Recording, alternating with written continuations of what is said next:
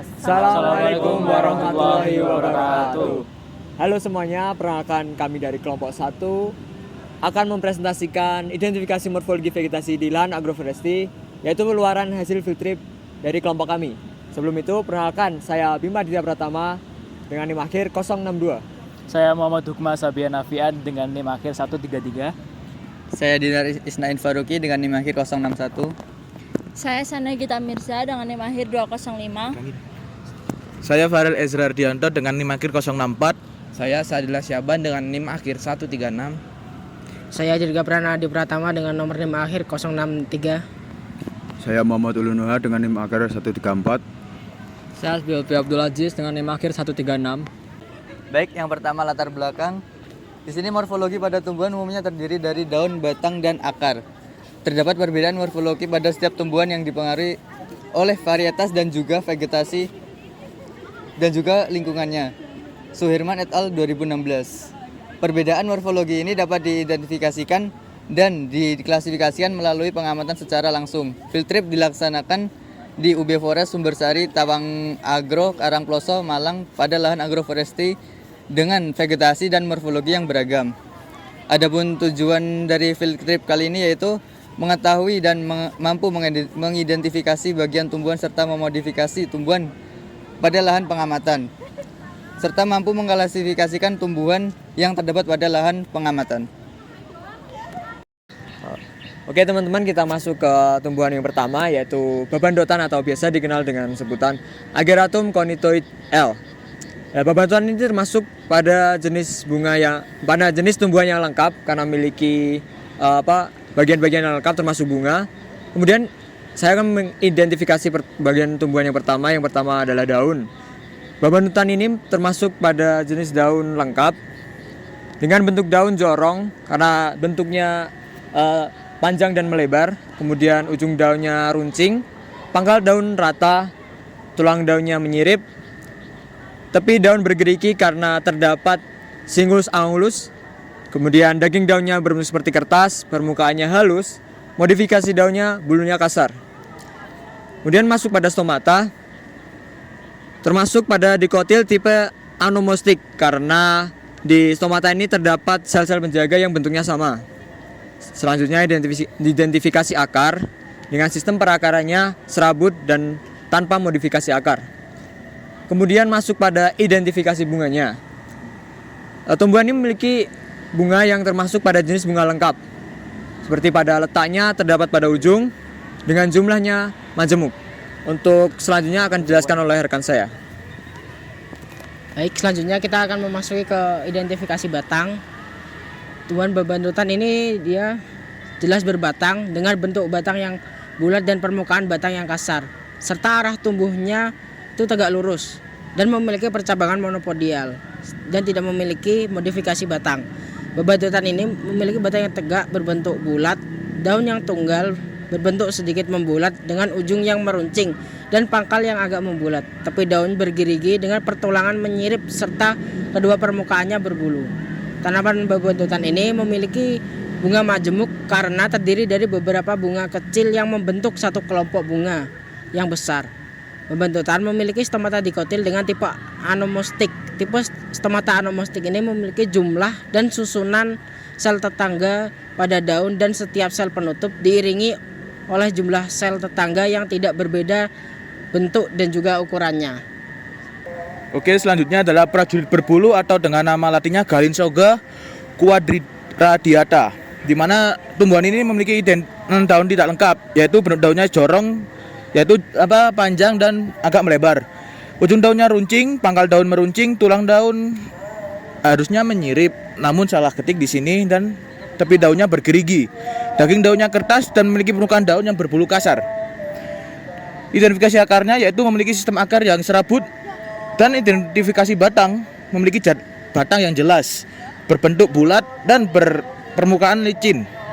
Arah tumbuhnya tegak lurus dan percabangan batangnya monopodial, yaitu batang yang utama lebih jelas daripada rantingnya. dan memiliki modifikasi batang yaitu rhizoma. Tanaman Galensoga sendiri memiliki daun berbentuk jorong dengan permukaan daun berbulu halus.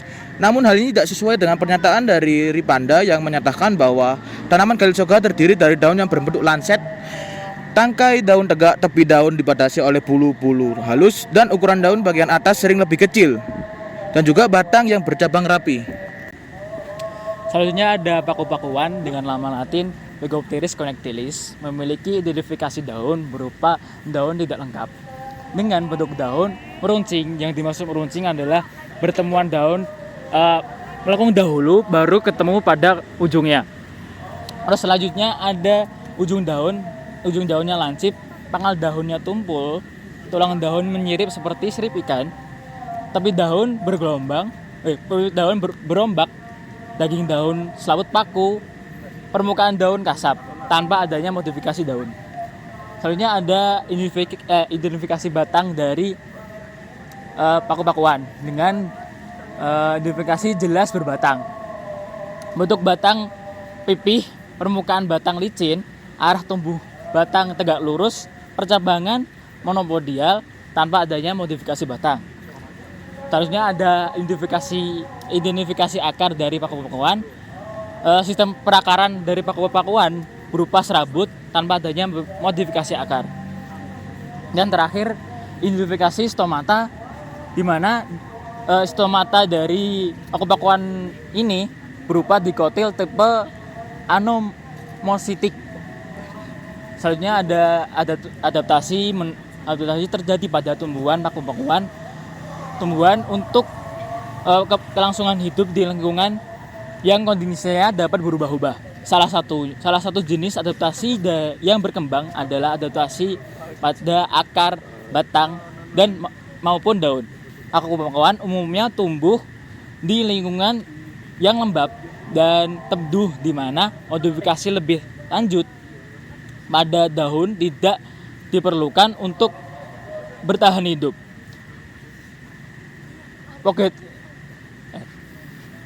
Begopteris connectilis memiliki stomata dikotil dengan tipe anomositik. Tipe stomata anomositik memiliki jumlah dan susunan sel tetangganya pada daun, dan setiap sel penutup diiringi oleh sejumlah sel tetangga yang tidak berbeda bentuknya dan ukurannya. Tanaman selanjutnya ada Pinus atau Mercusi Jung Edeveris. Identifikasi yang kita dapati yaitu terdapat daun lengkap, bentuk daunnya jarum, ujung daunnya runcing, dan pangkal daunnya runcing.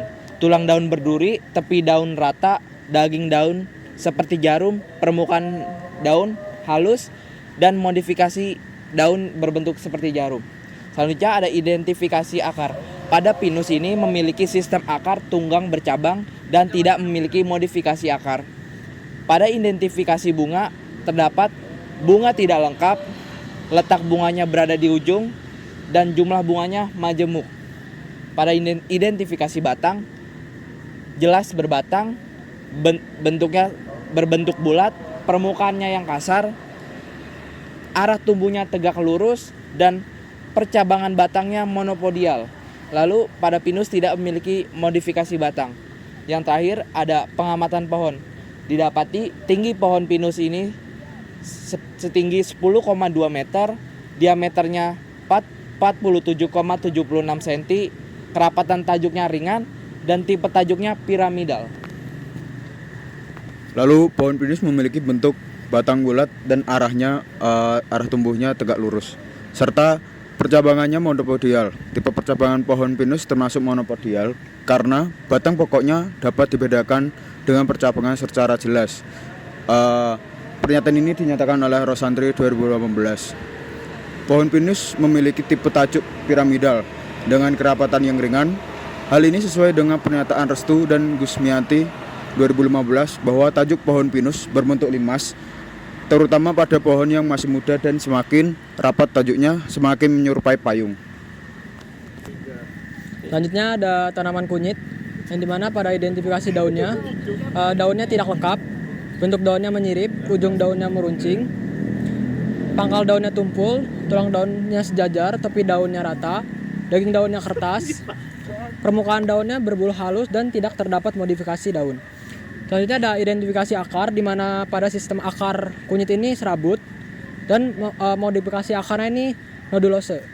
Selanjutnya ada identifikasi batang, di mana pada kunyit ini jelas berbatang, bentuk batangnya itu bulat, permukaan batangnya itu licin, arah tumbuh batangnya itu tegak lurus.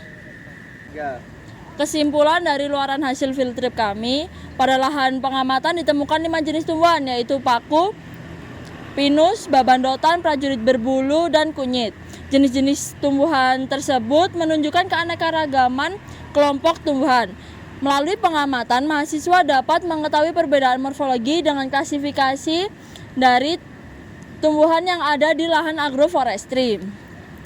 Kami mengucapkan terima kasih kepada semua pihak yang terlibat dan berkontribusi terhadap field trip ini, karena telah membimbing serta memberikan arahan selama kegiatan berlangsung dan membantu dalam penyelesaian pembuatan poster ini.